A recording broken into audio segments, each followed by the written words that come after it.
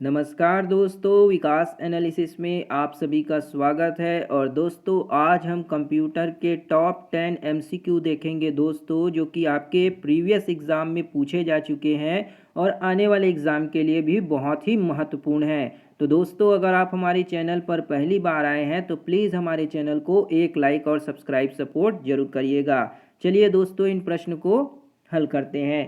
पहला प्रश्न दिया है आपका, निम्नलिखित में कौन सा एक कंप्यूटर का प्रमुख भाग नहीं है ना, जो मेन पार्ट नहीं है कंप्यूटर का, वो आपसे पूछा जा रहा है। पहला ऑप्शन है आपका सीपीयू, है ना। तो सीपीयू जो होता है वो तो मेन पार्ट होता है, सेंट्रल प्रोसेसिंग यूनिट है ना, कंप्यूटर का मुख्य भाग है।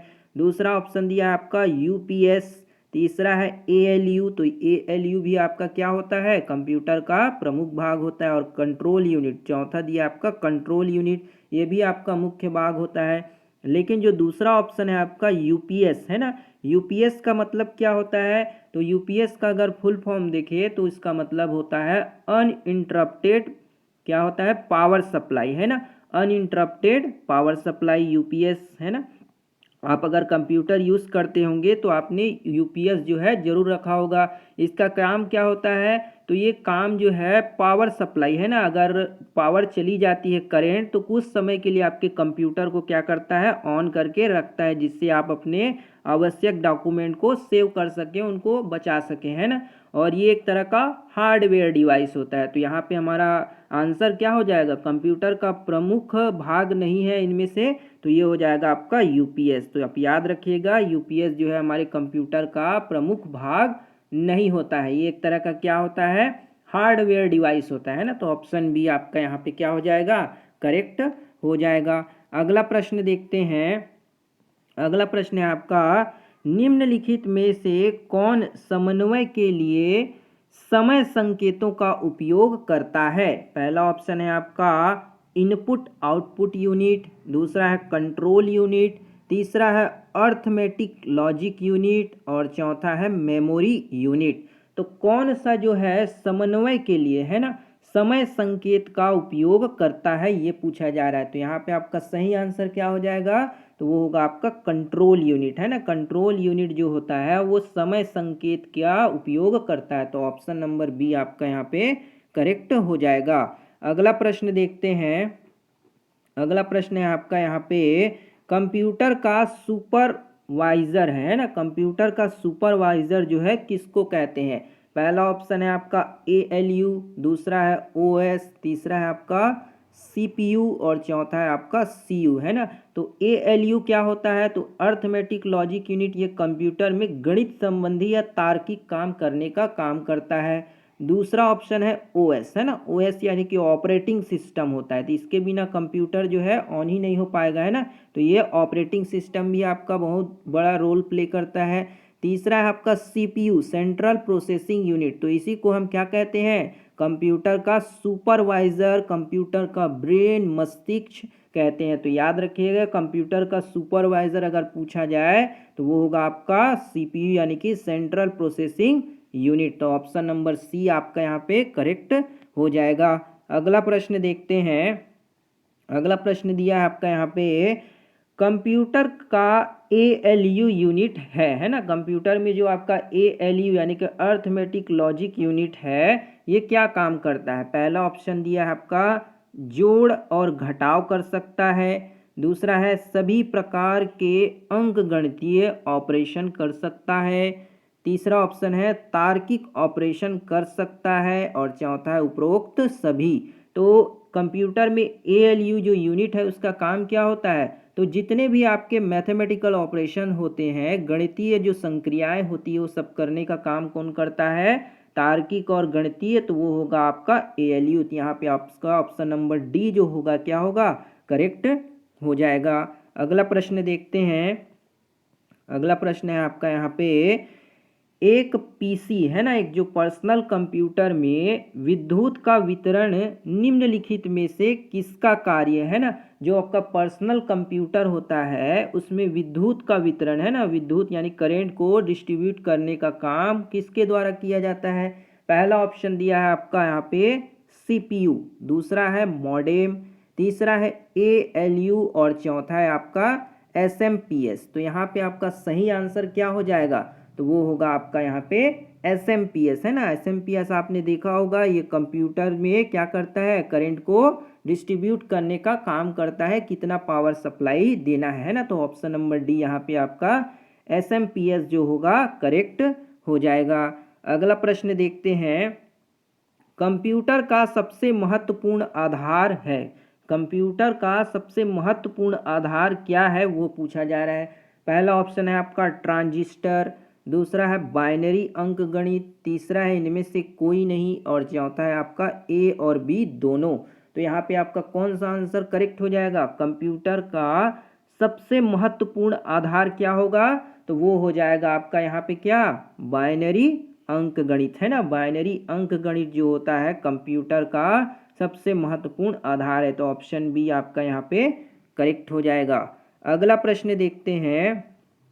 अगला प्रश्न दिया है आपका यहाँ पे, इस डिवाइस के उपयोग से, है ना, इस डिवाइस के उपयोग से एक कंप्यूटर पेरिफेरल को कंप्यूटर से जोड़ा नहीं जा सकता, है ना। पेरिफेरल जो डिवाइसेस हैं या फिर पेरिफेरल पोर्ट हैं उसके द्वारा एक कंप्यूटर को हम नहीं जोड़ सकते, वो यहाँ पे आपसे पूछा जा रहा है। पहला ऑप्शन दिया है आपका USB, दूसरा ऑप्शन दिया है आपका यहाँ पे बायोस, तीसरा है पैरेलल पोर्ट, और चौथा है आपका सीरियल पोर्ट। तो कौन से डिवाइस को हम कंप्यूटर से नहीं जोड़ सकते पेरिफेरल के द्वारा, है ना। तो यहाँ पे आपका सही आंसर क्या हो जाएगा, तो वो होगा आपका बायोस, है ना।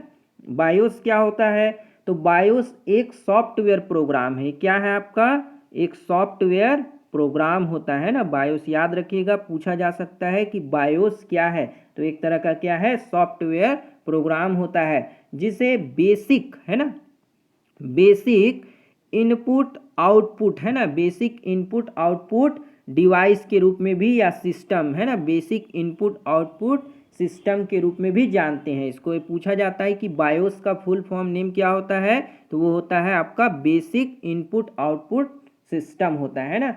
और कंप्यूटर को शुरू करने पर जो पहले बायोस प्रोग्राम को क्या करता है, ये चलाने का काम करता है। तो आप समझ गए होंगे कि बायोस क्या होता है ना। दूसरा ऑप्शन दिया है आपका यहाँ पे सीरियल पोर्ट, है ना। सीरियल पोर्ट क्या होता है, तो सीरियल पोर्ट जो होता है एक बार में एक बीट का डेटा को क्या करने का काम करता है, स्थानांतरित करने का काम करता है, उसको हम क्या कहते हैं, सीरियल पोर्ट कहते हैं ना। तो यहाँ पे आपका जो सीरियल पोर्ट हो गया होगा उसके बारे में भी आपको ऑप्शन मिल गया होगा, जिसमें आपका अगर हम उदाहरण देखें सीरियल पोर्ट में क्या क्या आते हैं, तो जैसे आपका आ जाएगा बार कोड रीडर, है ना। बार कोड रीडर जो होता है वो आपका क्या आ जाएगा, सीरियल पोर्ट में आ जाएगा। माउस भी आ जाएगा, है ना, कीबोर्ड भी आ जाएगा, और जितने भी आपके जो एक्सटर्नल डिवाइस होते हैं उन सबको क्या कहते हैं, सीरियल पोर्ट के द्वारा जोड़ा जाता है ना। तो यहाँ पे आपका कौन सा ऑप्शन करेक्ट होगा, जिसको हम पेरिफेरल के डिवाइस से नहीं जोड़ पाएंगे, तो कौन सा हो जाएगा, तो वो होगा आपका यहाँ पे बायोस, है ना। क्या होगा, बायोस। और USB तो आप सभी जानते होंगे, USB का आप यूज़ भी करते हैं ना। तो USB का आप फुल फॉर्म नेम जो है कमेंट बॉक्स में ज़रूर बताइएगा, है ना। पूछा जाता है USB जो है उसका फुल फॉर्म नेम जो है कमेंट करके बताइएगा। अगला प्रश्न देखते हैं। अगला प्रश्न दिया है आपका यहाँ पे, सीरियल पोर्ट को सीरियल क्यों कहते हैं। ये प्रश्न दे दिया गया, सीरियल पोर्ट को आखिर सीरियल जो है क्यों कहा जाता है, ये पूछा जा रहा है। पहला ऑप्शन है सीरियल पोर्ट्स में सारे पिन एक लाइन में होते हैं इसलिए कहते हैं। दूसरा ऑप्शन है सीरियल नंबर के रूप में प्रिंटर संबोधित होता है।